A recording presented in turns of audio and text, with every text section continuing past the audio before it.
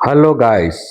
आज हम लोग भोरखिया हनुमान दादा के दर्शन के लिए उपलेटा से सुबह 9:10 पर पोरबंदर भावनगर जाने वाली ट्रेन में लाठी तक का सफर किया, जिसका किराया पर पर्सन 30 रुपीस था।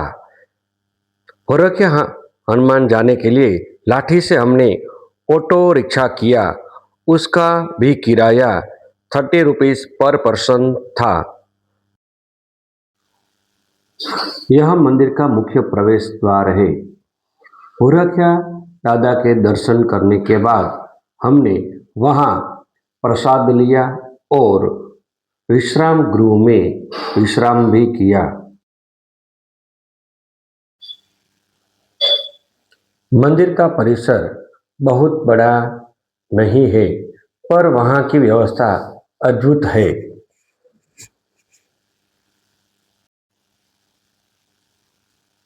मंदिर में ठहरने के लिए भी व्यवस्था है।